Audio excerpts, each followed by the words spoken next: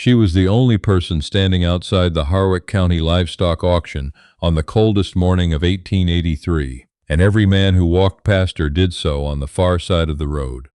Then a stranger who smelled of iron filings and open prairie stepped off his horse, looked at the posted notice nailed to the fence post above her head, looked at her and said, "That ain't legal, and I can prove it."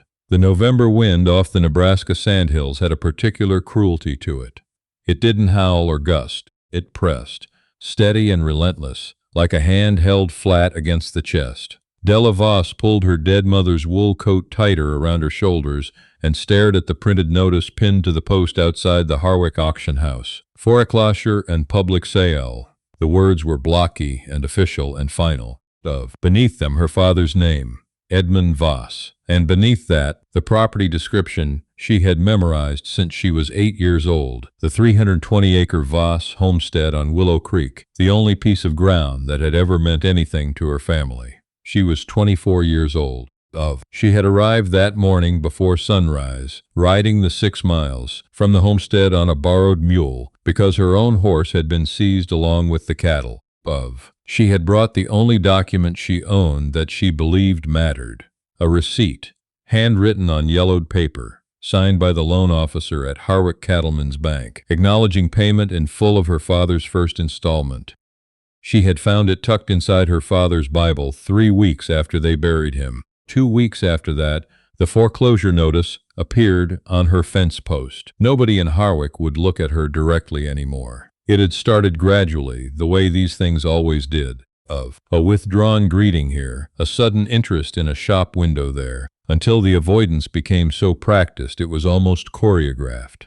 The Voss name had been ruined by association. Edmund Voss, they whispered, had borrowed against his land to cover gambling debts. Edmund Voss had died, owing the bank more than the land was worth.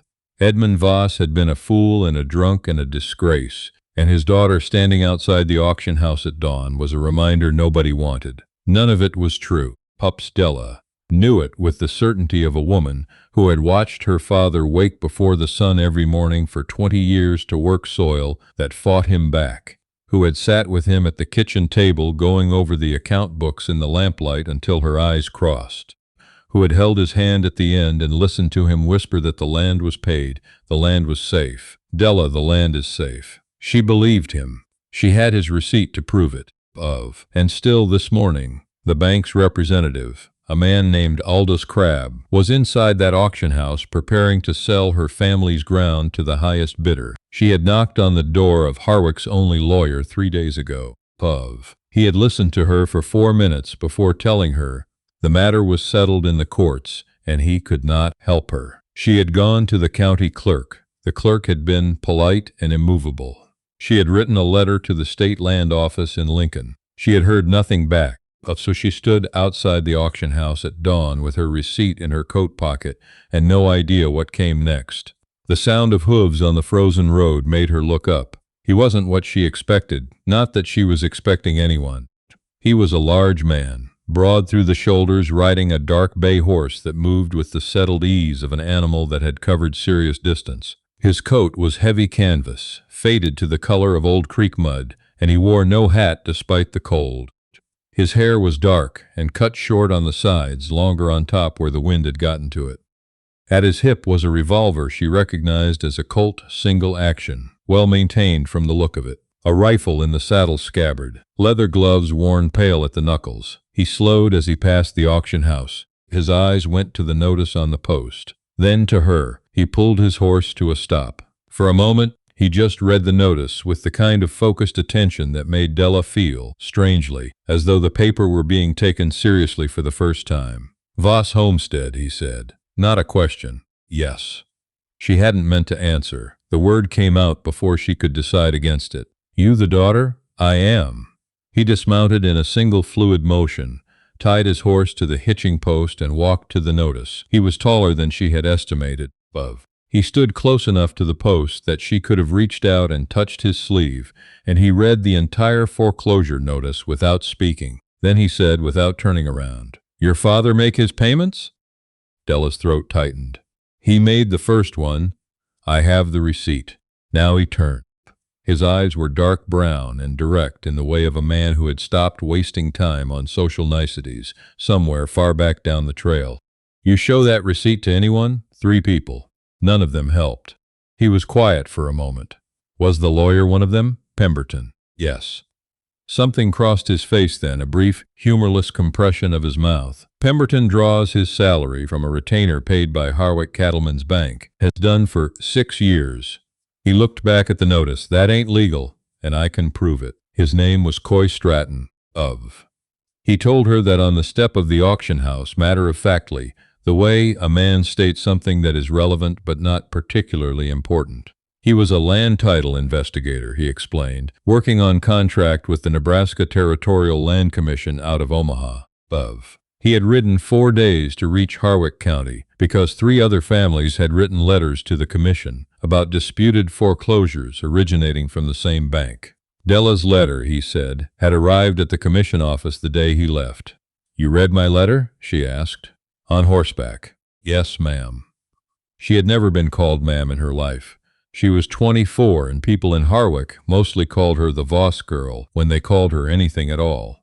He asked to see the receipt, of. She produced it from her coat pocket. She hadn't let it leave her person in 3 weeks, and he held it with both hands, tilting it toward the gray morning light. His expression didn't change, but his stillness changed quality. The way a hunting dog goes motionless, not from rest but from recognition.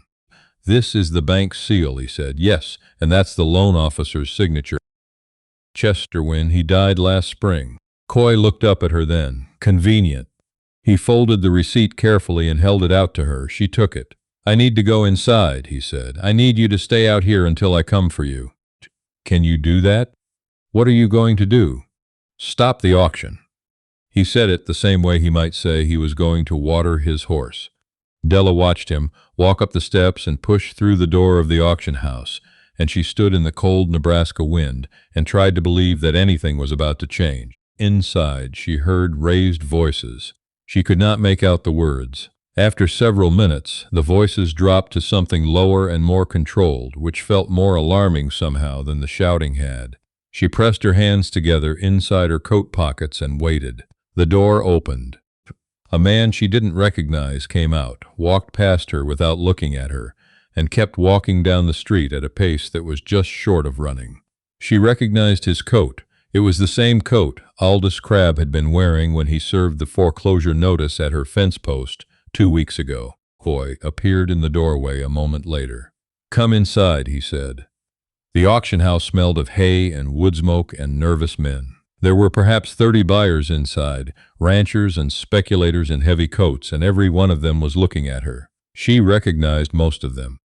3 of them had been at her father's funeral. None of them spoke. Behind the auctioneer's table stood a man in a banker's suit, heavy-set, with side whiskers and the particular florid complexion of a man who was accustomed to his own authority and was currently experiencing its absence. His name was Harlan Grubb. She knew, the bank president, though she had never spoken to him directly. He was looking at a document Coy was holding, and whatever he saw there had rearranged the set of his jaw considerably. "Miss Voss," Coy said, turning to her, "this gentleman has agreed to adjourn today's proceedings pending a review by the Land Commission. He'll be notifying his counterparts in Lincoln that the Voss parcel is under disputed title." "That is not what I agreed to," Grubb said, but his voice lacked conviction. "It is what you agreed to," Coy said pleasantly, "or I file the Commission's preliminary report this afternoon, and your institution faces a full federal audit by Thursday." He let that land, then turned back to Della. "Your land isn't being sold today." Della's knees went slightly loose beneath her. She locked them.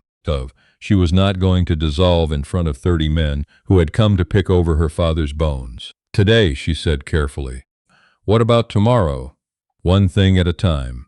He met her eyes, and there was something in his expression that wasn't pity and wasn't reassurance and wasn't the particular condescending sympathy she had been receiving for 3 weeks.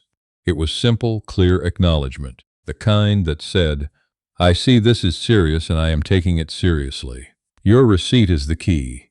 We need to establish the chain of payments and compare it to what the bank has recorded in their official ledger. If the records don't match, someone at that bank altered documents after the fact. Chesterwin, she said quietly.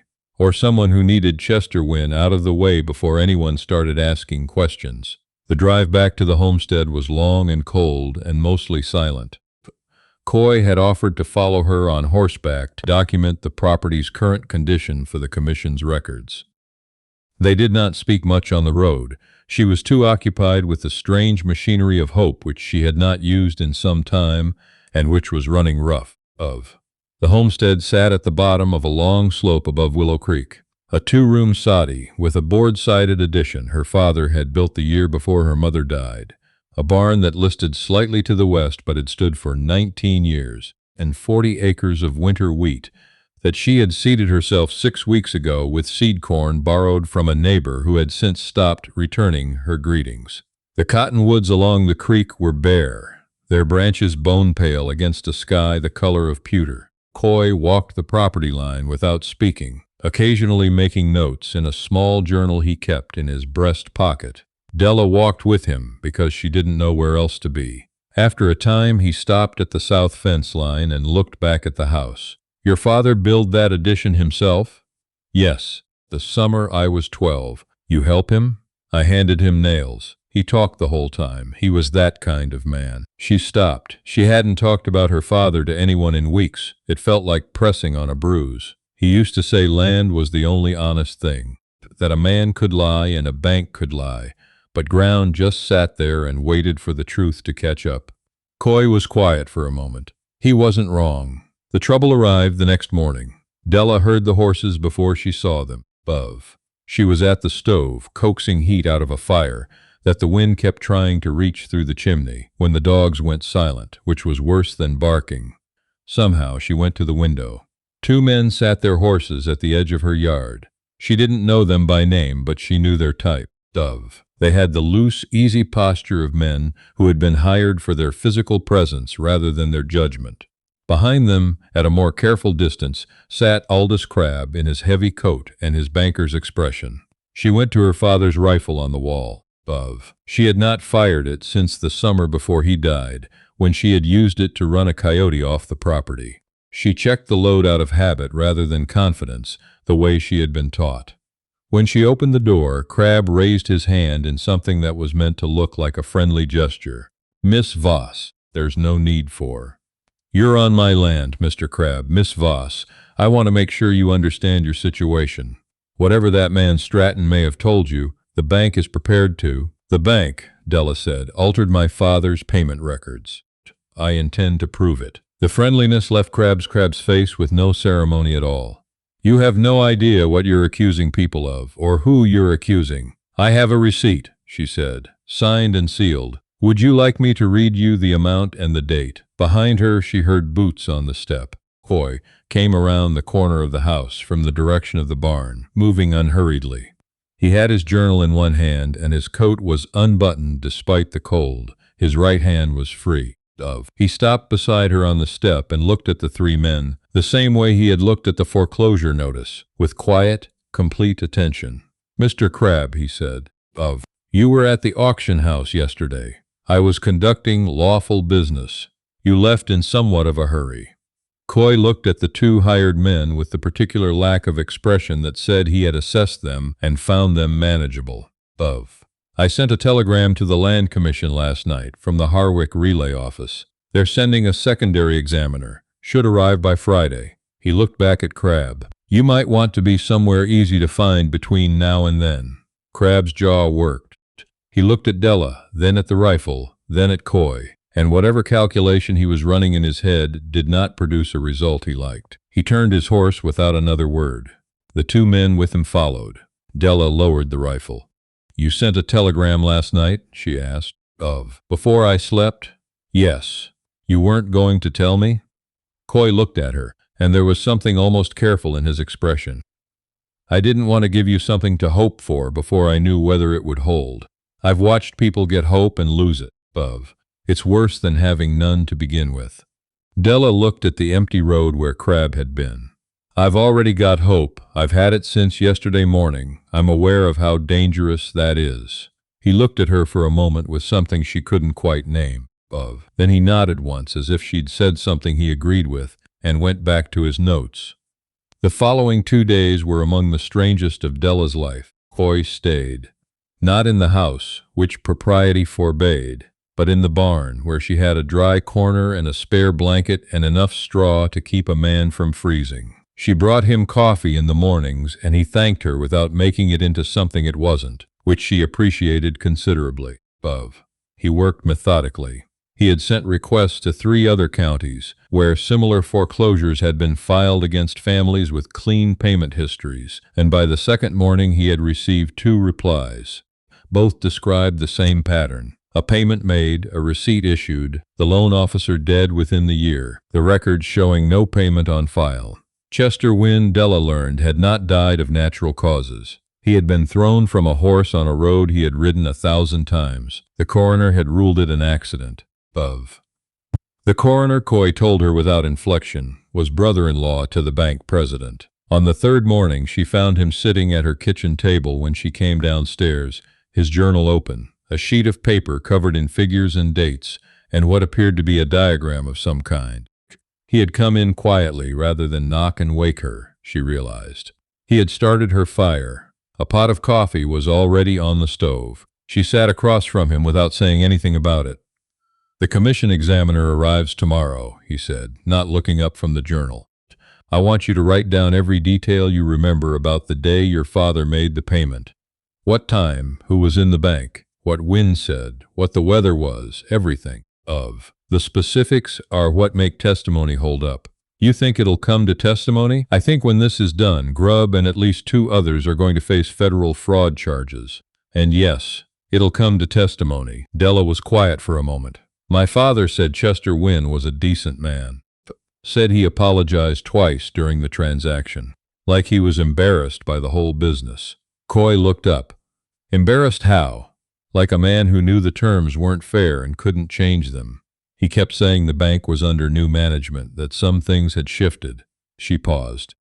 "I think Chester Wynne knew what was going to happen to those payments. I think he issued the receipt knowing it might be the only proof we had." Coy was very still. "Did your father keep any of Wynne's other correspondence?" "There are letters in the chest under the bed."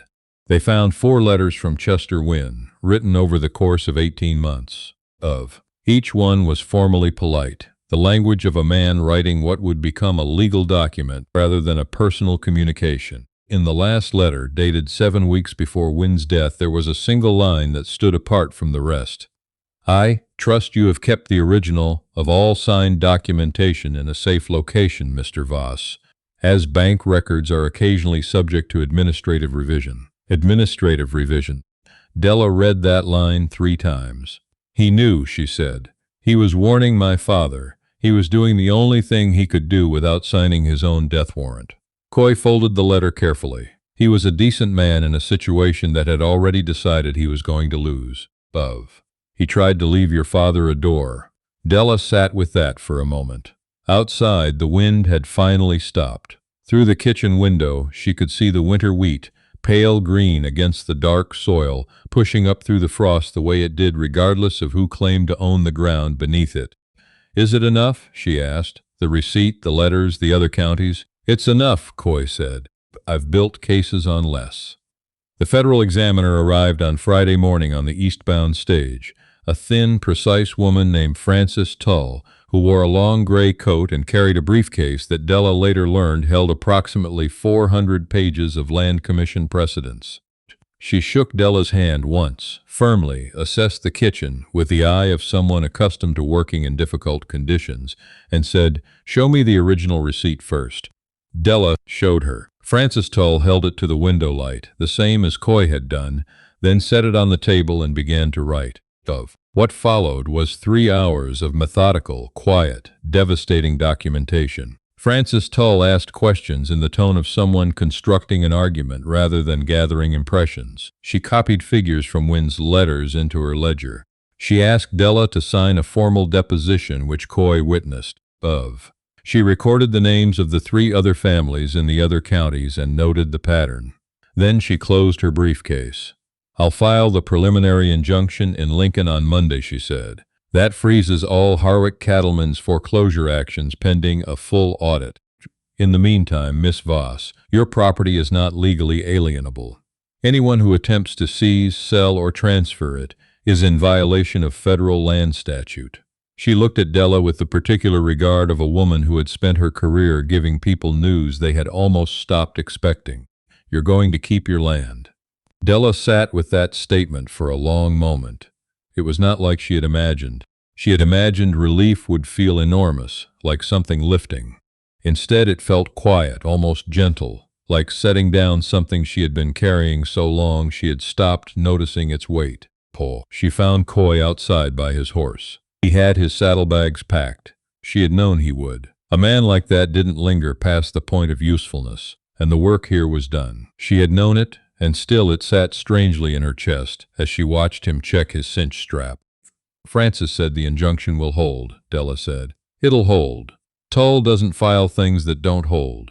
He checked the other strap. Grubb will lawyer up, but the commission has seen that particular maneuver enough times to be bored by it.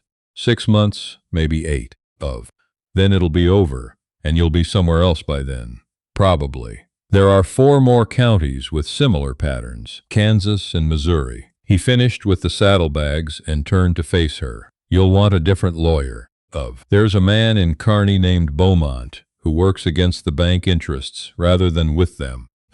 I can write the name down. You've done enough writing things down for me. I don't mind. I know you don't. Della looked at him directly because she had decided that if she was going to say something, she was going to do it without looking at the ground. You rode 4 days to get here.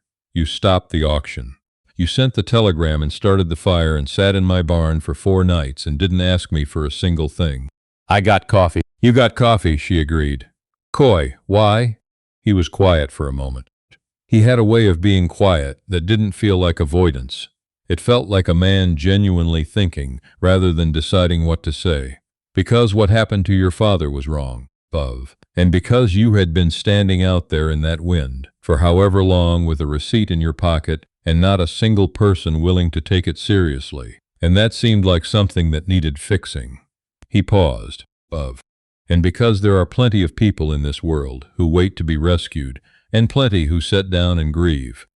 You did neither. You showed up at the auction house at dawn with a piece of paper, and your back straight. I thought that was worth something. Della looked at the homestead behind her, the barn that listed west, the winter wheat, the cottonwoods along the creek, going bare and patient into winter, waiting for spring the way they had waited through every winter that had come before this one. Kansas and Missouri, she said. Those other families. They have their letters and their receipts, most of them. But they don't know yet what to do with them. He looked at her. Something shifted in his expression. Francis Tull mentioned, Della said carefully, that the commission sometimes takes on contract examiners when the case volume exceeds what the full-time staff can manage. She mentioned it to me, specifically. Coy was still looking at her. She didn't mention it to me. No. She mentioned it to me. Della picked up the coffee cup she had brought out and handed it to him. He took it. I am a reasonably good writer. I kept my father's account books for 4 years, and I know how to read a fraudulent entry. I can write a deposition, apparently, and I know what it feels like to stand at a fence post with proof of something true and have nobody willing to read it. The wind off the sandhills moved through the bare cottonwoods with a sound like distant water. Kansas first, Coy said finally. Kansas first, Della agreed. She was gone from Harwick before Christmas. The homestead she left in the care of her nearest neighbor, a woman named Gertrude Prawl, who had watched the whole of it from a careful distance, and who showed up the morning of Della's departure with a hand-packed box of provisions and the look of someone who had been waiting a long time to say she was sorry, and had decided to say it through biscuits instead. Della accepted them without demanding the words. Some apologies meant more as bread than as language. She packed a light. Her mother's coat, her father's receipt now copied 3 times over and distributed between the commission's files and her own. Chester Wynn's letters, the rifle. She met Coy at the crossroads north of town at first light. He had his dark bay horse, and she had her own back now, retrieved from the bank's impound yard by Frances Tull with the particular energy of a woman who did not consider any document more powerful than a federal injunction. They rode north. The sky was enormous and pale above the sandhills, and the grass bent in long silver waves in the morning wind. And Della Voss rode away from the only home she had ever known toward ground she hadn't seen yet, carrying proof of something true in her coat pocket, next to a man who knew how to read it.